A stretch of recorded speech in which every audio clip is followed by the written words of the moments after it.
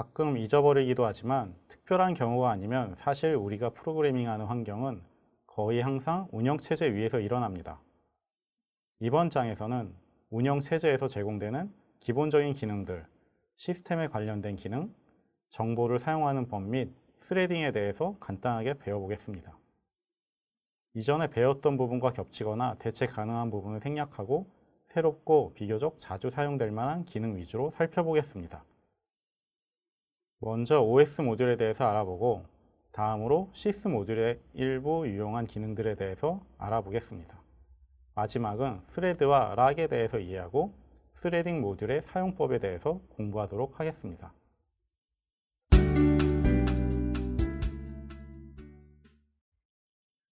OS 모듈에서 제공하는 파일과 관련된 함수들을 알아보겠습니다. 이번 장에서 나오는 예제 코드들은 from OS, import, star를 수행하고 나서 실행해야 합니다. chdir 함수는 현재 작업 디렉터리 위치를 변경하며 getCwd 함수는 현재 작업 디렉터리의 위치를 가져올 때 쓰입니다. 예제 코드를 보시면 현재 위치는 파이썬 35-32인데 chdir로 툴즈 아래 위치를 변경한 것을 볼 수 있습니다. 억세스에 대해서 알아보겠습니다. 억세스는 입력받은 패스에 대해서 모드에 해당하는 작업이 가능한지의 여부를 반환합니다. 모두가 가지는 값과 의미는 다음과 같습니다. FOK는 해당 패스의 존재 여부를 확인하고 ROK는 해당 패스의 읽기 가능 여부를 확인합니다. WOK는 해당 패스의 쓰기 가능 여부를 확인하며 XOK는 해당 패스의 실행 가능 여부를 확인합니다. 리스트 dir에 대해서 알아보겠습니다.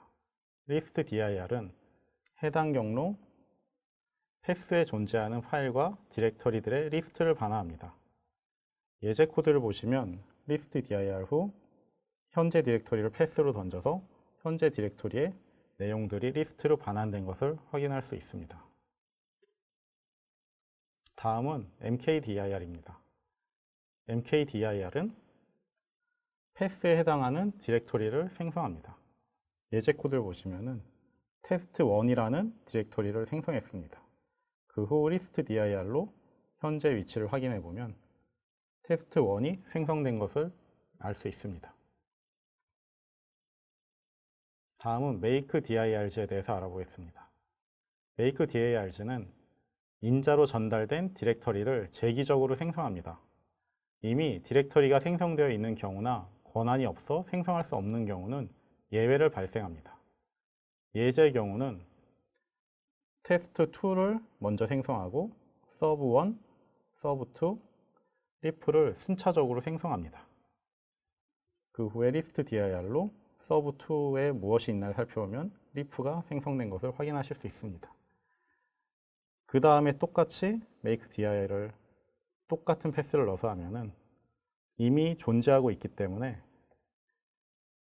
에러가 발생한 것을 알 수 있습니다. remove와 unlink에 대해서 알아보겠습니다. remove 패스와 혹은 unlink 패스를 하면은 해당 파일을 삭제합니다. 예제 코드를 보시면 test.txt를 삭제한 경우인데요. unlink를 해도 동일하며 이후에 list dir를 하면은 test.txt가 삭제된 것을 확인하실 수 있습니다. 다음은 rmdir입니다. rmdir은 해당 패스가 가리키는 디렉터리를 삭제합니다. 단 디렉터리는 비어 있어야만 합니다. 다음은 remove dirg입니다. remove dirg는 디렉터리를 연달아 삭제합니다. 예제 코드의 예를 보시면은 rif 디렉터리를 삭제하고 성공한 경우 serve2를 삭제하고 그 다음 serve1, test2를 순서대로 뒤에서부터 역순으로 삭제합니다. 다음은 rename입니다. rename은 두 개의 인자를 받는데 소스를 dest로 이름을 변경하거나 이동합니다. 파일이나 디렉터리에 대해서 모두 적용됩니다. 다음은 uTime입니다. uTime은 패스에 해당하는 파일에 대해서 액세스 시간과 수정 시간을 times로 수정합니다. times가 난인 경우에는 현재 시간으로 수정합니다. 유닉스의 터치 명령과 매우 유사하게 동작하며 예제 코드에서 사용된 스탯은 경로에 해당하는 정보를 얻어옵니다.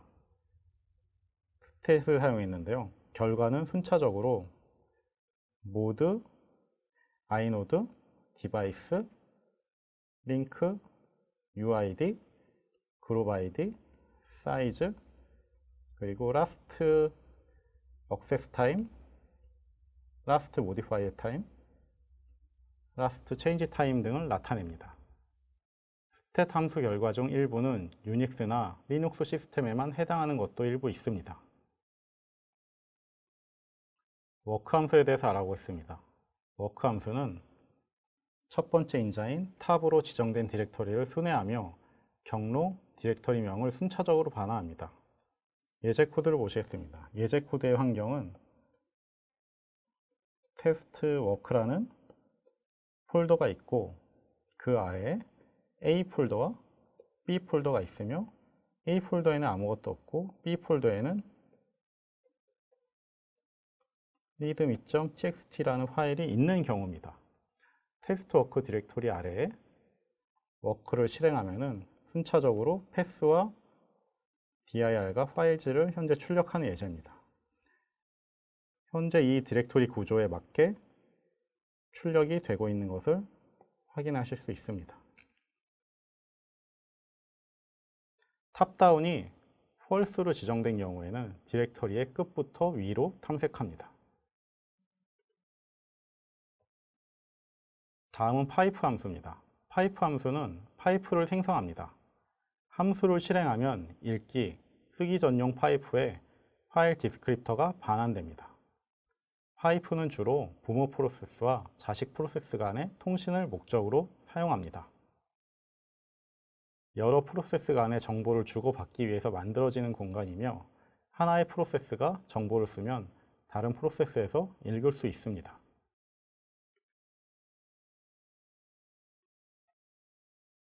다음은 fdopen 함수입니다. fdopen은 파일 디스크립터를 이용해 파일 객체를 생성합니다.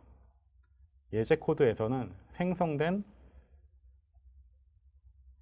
파이프의 파일 디스크립터를 활용해서 파일 객체를 만드는 경우입니다.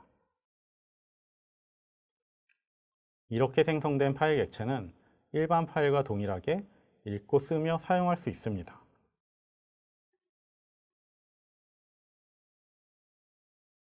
popen에 대해서 알아보겠습니다. popen은 인자로 전달된 커맨드를 수행하며 파이프를 엽니다. 예제 코드와 같이 커맨드를 수행한 결과는 파일 객체로 받게 되며 파일 객체처럼 읽어서 처리할 수 있습니다.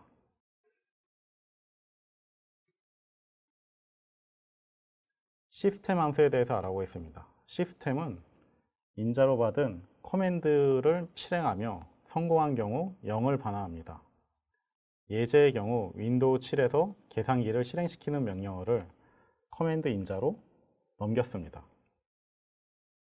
그러자 명령어 창이 새로 뜨면서 계산기 어플리케이션이 실행되는 것을 볼 수 있습니다. 다음은 스타트 파일입니다. 스타트 파일은 패스를 OS에서 지정된 프로그램으로 실행합니다. 또한 오퍼레이션 인자를 줌으로써 명시적으로 수행할 프로그램을 지정할 수도 있습니다.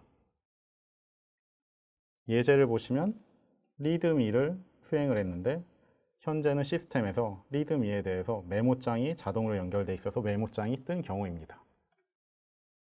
다음은 exec 함수들입니다. exec 함수들은 현재 프로세스에서 새로운 프로그램을 수행시키며 리턴을 하지 않습니다. 인자에 따라 여러 가지 exec로 나뉘어지는데 우선 L이 붙은 함수들은 입력 인자들이 수가 정해져 있는 경우이며 V가 붙은 함수들은 args라는 튜플로 입력 인자를 받습니다. 또한 2가 붙은 함수들은 환경 변수 env를 받느냐 아니냐의 차이이며 p가 붙은 것들은 환경 변수의 패스를 이용하는 경우입니다. 예제 코드들은 모두 동일하게 파이썬 인터프리터를 실행하는 예제들입니다.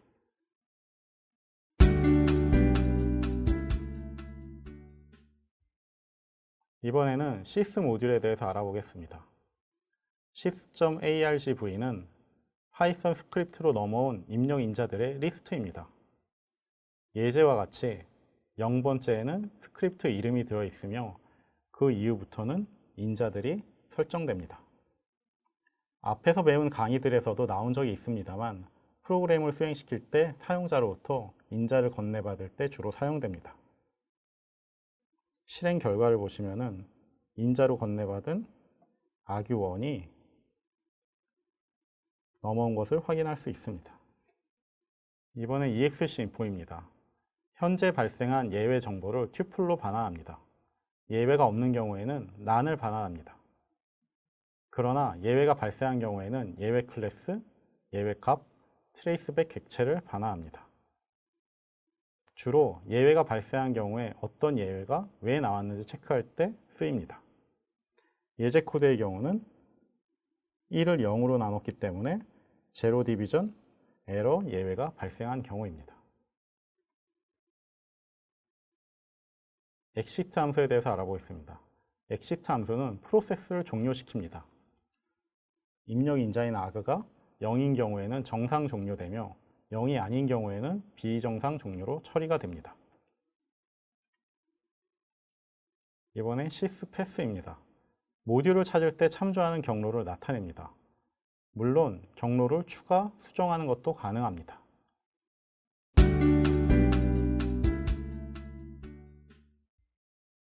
스레드란 하나의 프로세스 내에서 진행되는 하나의 실행 단위를 뜻하며 하나의 프로세스에서 여러 실행 단위가 실행되는 것을 멀티스레드라고 합니다.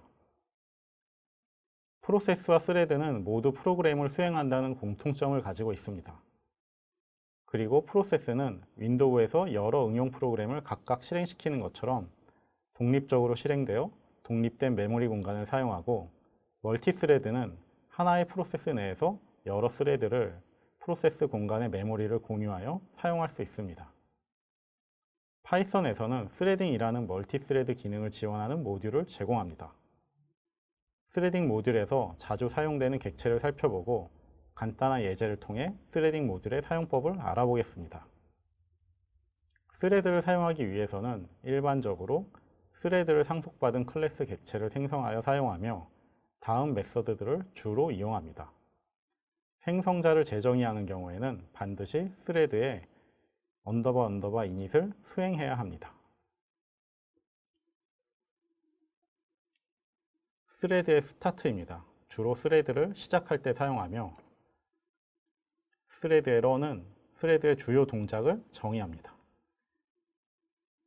마지막으로 조인은 스레드가 종료되기를 기다립니다. 타임아웃이 정의된 경우는 최대 정의된 시간만큼 기다립니다. 하나의 프로세스에서 2개 이상의 스레드가 동시에 수행되는 경우 스레드 간의 프로세스 공간의 메모리를 공유합니다. 만약 하나의 변수에 대해서 2개 이상의 스레드가 변경을 가하고자 한다면 어떤 스레드가 먼저 수행되느냐에 따라 결과가 달라질 수 있습니다. 이러한 상태를 경쟁 상태라고 합니다. 이러한 상황을 방지하기 위해서 파이썬에서는 락이라는 동기화 객체를 지원합니다. 락 객체는 락드와 언락드의 2가지 상태를 가지며 acquire와 release의 2가지 함수만을 제공합니다. 언락드 상태에서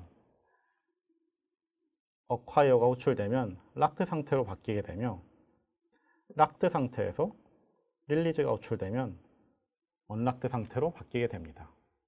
락드 상태에서 다른 스레드가 acquire를 호출하면 락드 상태의 스레드가 release 할 때까지 멈추게 됩니다. 스레딩 모듈에 대해서 공부한 내용을 활용해서 프로그램을 하나 작성해 보도록 하겠습니다. 스레드를 2개 만들어서 1에서 10까지 있는 카드에서 둘이 경쟁적으로 카드를 가져가는 예제입니다. 코드를 보시면 둘이 가져갈 카드를 1에서부터 10까지 리스트로 정의해 놓습니다. 그리고 락객체를 한 후 각각 실행될 스레드에 대해서 정의합니다. 우선 초기화를 하는데요. 내가 가지고 있는 카드는 현재 아무것도 없으므로 빈 어레이를 리스트를 정의하고, 그 다음은 실제 스레드가 실행될 때 수행되는 런을 정의합니다. while true로 while문 안을 계속적으로 수행하게 하고, 실제 수행하기 전에 락드 상태로 acquire를 합니다. 그리고 카드 안에 카드가 있는 경우에는 카드에서 하나를 빼서 내 카드에 하나를 append 합니다. 그리고 다 했으므로 언락드 상태로 만듭니다. 그리고 잠깐 쉬게 해서 다른 스레드가 카드를 갖고 갈 수 있게 해줍니다.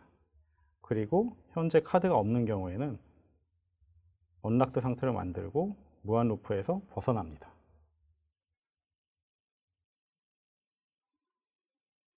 이제 플레이어를 정의하고 실행시켜야 됩니다. 플레이어 1과 플레이어 2를 지금 리스트에 넣고 순회를 합니다.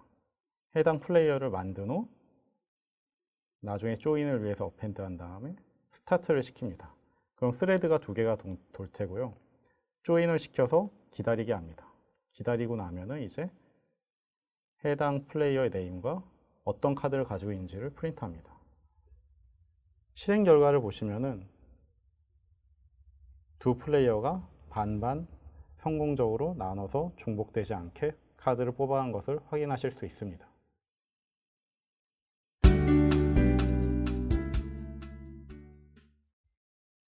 이번 장에서는 OS 모듈 중 파일, 폴더 관련 기능, 파이프, 실행 관련 기능들에 대해서 공부했습니다. 시스 모듈에서 실행 환경 및 에러에 관한 유용한 기능들에 대해서 공부했습니다. 마지막으로 스레드와 락에 대해서 이해하고 스레딩 모듈의 사용법에 대해서 공부했으며 간단한 예제 프로그램을 작성해 보았습니다.